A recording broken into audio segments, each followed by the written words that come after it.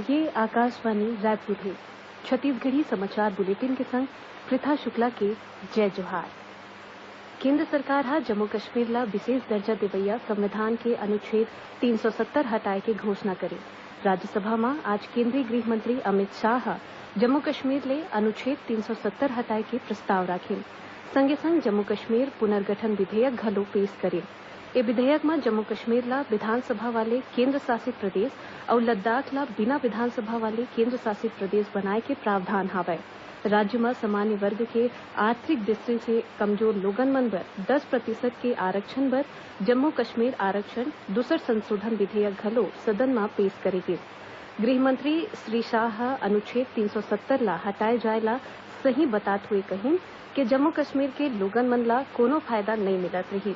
फिर राजनेता मन उहाँ भ्रष्टाचार ला बढ़ावा देवत रही।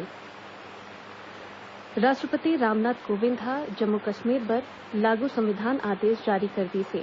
ये आदेश तुरते प्रभाव ले लागू हो गए है और वे 1954 में लागू संविधान आदेश के जगह ली है, जेमा बेरा बेरा में संशोधन करे के संग आदेश में अनुच्छेद 367 में कई ठिन धारा ला जोड़े गए हैं।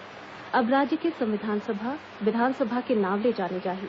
जम्मू कश्मीर में राज्यपाल अपन मंत्री परिषद के सलाह लेके काम करही।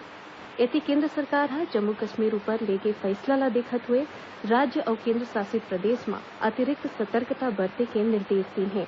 केंद्रीय गृह मंत्रालय डहार ले राज्य और केंद्र शासित प्रदेश के मुख्य सचिव मन ला भेजे गए चिट्ठी में कहे गए है कि अफवाह फैलैया मन ऊपर रोक लगाए जाए। संगे संग देश के आने जगह में रहैया जम्मू कश्मीर के लोगन मन के सुरक्षा की व्यवस्था करे जाए।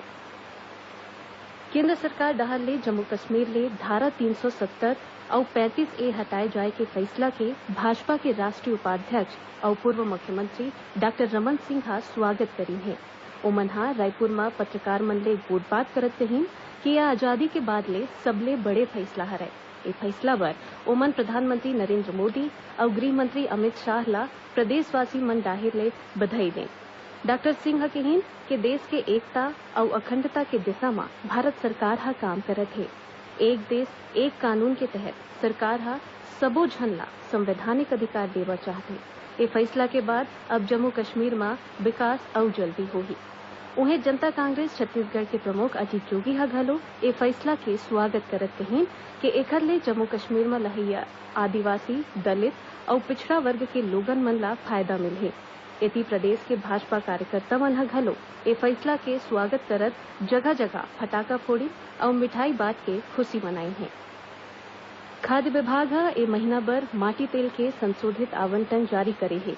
एखर मुताबिक प्रदेश में करीबन 6,500 किलोलीटर माटी तेल राशन कार्ड और हाकर के माध्यम ले दे जाही। खाद्य विभाग के अधिकारी मन बताई कि नगरीय क्षेत्र में 2 लीटर, अनुसूचित क्षेत्र में 3 लीटर और गैर अनुसूचित ग्रामीण क्षेत्र में राशन कार्डधारी मन ला ज्यादा ले ज्यादा 2 लीटर माटी तेल दे जाही। मुख्य सचिव सुनील कुजूर हा अधिकारी मन ले कहिन है कि प्रदेश में जौन किसान मन के कृषि ऋण माफ करे गे है ओखर नवा कृषि ऋण के मंजूरी में कोनो प्रकार के परेशानी झन होवय। किसान मन के सुविधा बर ओमन बीजापुर, कांकेर, सुकमा, नारायणपुर, कोंडागांव और दंतेवाड़ा जिला के आने जगह में बैंक शाखा और एटीएम खोले के निर्देश दिए हैं। प्रदेश में पुलिस परिवार के प्रतिभाशाली लइका मन ला डीजीपी मेरिट स्कॉलरशिप दे जाही। पुलिस महानिदेशक डीएम अवस्थी के अगुवाई में आज छत्तीसगढ़ पुलिस केंद्रीय कल्याण समिति और संयुक्त परामर्शदात्री समिति के बैठका में ए बारे में एक ठन प्रस्ताव पारित करेगी। ए बैठका में पुलिस विभाग के मेधावी छात्र बर उच्च शिक्षा ले खातिर पुलिस कर्मचारी मन ला न्यूनतम ब्याज दर में ऋण देवाए बर प्रस्ताव घलो पारित करेगी है। आज नाग पंचमी हरय। ए मौका में शहर ले लेके गांव मन में नाग देवता के मूर्ति बना के पूजा पाठ करेगी। उन्हें कुश्ती और दंगल के घलो आयोजन करेगी।